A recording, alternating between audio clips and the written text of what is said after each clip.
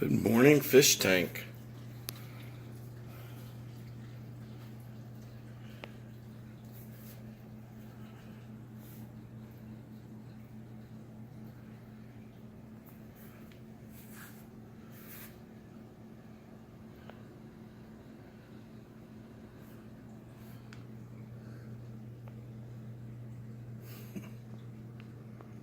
It's looking good this morning. I'm navigating around the animals.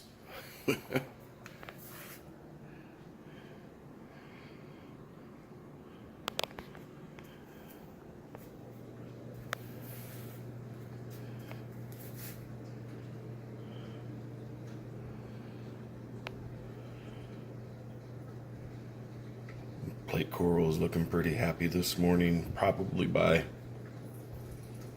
2 this afternoon. It'll have gained about half an inch to 3/4 of an inch in size. It likes inflating underneath in the afternoon when the light, white lights turn off. It likes inflating under the blue lights. It's pretty happy right now. And these guys are just enormous, and they're not even fully inflated yet. Give them a few more hours and they'll puff up. And then I got my mushroom corner. I had a mushroom mounted onto that rock, but the nem, when he moved over there, he was stinging it, and it didn't make it. Unfortunately, the mushroom was glued to a rock, which I glued to the bigger rock, and I couldn't remove it without damaging the nem. So, or not the nem, but the mushroom. The nem was fine. I just used some tongs and pushed it back a little bit. But I'm still fighting off some of the, I don't know if it's brown or if it's red, but I get this stuff in the sand. And I stir up the sand once a day. I was running, I still am running 100 micron filter socks to try to catch as much of that stuff as possible and pull it out. And I change out those filter socks every morning. So we'll see. I'll keep doing what I'm doing. I'm running a BRS dual reactor, so I'm running both carbon and GFO. I'm also running a UV sterilizer. I want to say it's the 40 watt. It's almost the entire length of the stand it runs. Well, I think it's about 4 foot long, and if it's a 6 foot tank, so that gives you an idea how big it is. According to the spec sheet, it said run, I think it was between 150 and 250 gallons per hour through it, and I got it set for 200 gallons per hour. So whatever's in the water has more contact time with the UV light. I don't know if you can see through the tank. My dog is chasing the cat. They do that all day long. You've heard of cat and mouse. Well, I got cat and dog. So, but this is February 5th. This is my tank. That water is so... I'm so happy with how clear this water is. You know, and I'm just fine-tuning little things here and there, cleaning it up a little bit here and there, and the corals seem to be responding pretty happily. The clam has only been in here not even a month, and he is sucking down some calcium and adding on to his clamshell.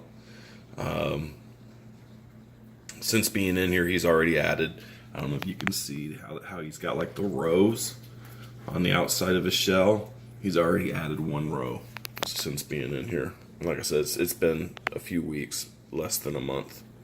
So, fish-wise, everybody's fat and happy. I've been very blessed. Haven't lost any fish in this tank. I think it's been 2 months, October, November time period, I think, since I lost anything in this tank. And that was, I don't know, I'm thinking it was October maybe that I lost one of the Kramis. But everybody's got beautiful colors. They eat the food that I feed them in the morning. They pick at the algae on the rocks throughout the day, and then usually twice a day I throw some algae strips on the 2 clips in there and let them pick at that as well. But everybody's fat and happy. Especially this guy. He's a porker. He's doing really well. This guy down here, the Caribbean Tang, he's doing well. He likes hanging out on this end, picking it. I don't clean that panel. I clean, these 2 and then that end, but I don't clean this one. I figured I'd give him something to, fluffy to pick at, and yeah, he likes spending most of his days down here picking at it. Oh, there's my mandarin. I get copepods from local fish shops. The brand of copepods that I'm using is from a local guy, Josh Avila. It's Pod Your Reef. So if any of you guys are, and he does ship all across the country. So if any of you guys are interested in some good quality copepods, he's got the recipe. That guy's fat and happy too. I usually stock up copepods like once every 2 months or so. I'll buy a couple bags, and he also does phytoplankton, and so I'll pick up a bag of that and I'll dump a little bit in it each week and keep everybody fat and happy and healthy. I just 3 weeks ago put the clam and the hammers and frog spawn in. This frog spawn's doing really well, opening up. I've got one new head. Yeah, thanks for photobombing. And this yellow or gold hammer's doing pretty well. I haven't noticed any new heads on him. This hammer here, he's doing about the same as he was doing in the 50 gallons, so I'll keep an eye on him and make sure he's doing alright. They don't get high flow, but I mean, as you can see, he's moving around, so he's getting some flow. He's not getting blasted though. And there's the hammer. Like I said, he's slowly puffing up, and usually by the time the white lights go out, he'll be about half an inch, 3/4 of an inch bigger than he is now. Right now, he's probably 3 inches. So,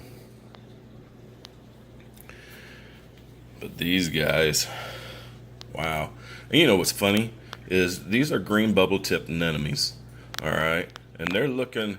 I mean, you can't really tell with the camera. They do look more green than any other color, but truthfully, right now they're like more of a rusty orange or gold color with some green here and there. At nighttime when the lights start going down, and they kind of retract or suck in, they'll have more green. But I'm wondering if that is from. I don't think it's dino. It might be. I call it dino farts. it might be the stuff that's in the sand that I kick up every day that they're sucking in, and it's changing their colors. But I've also started dosing iodine and strontium. I do that the recommended dose, but I only do it once a week, so I don't overload the tank. Friday this week, I'm going to take a sample and send it into what is it, ICP.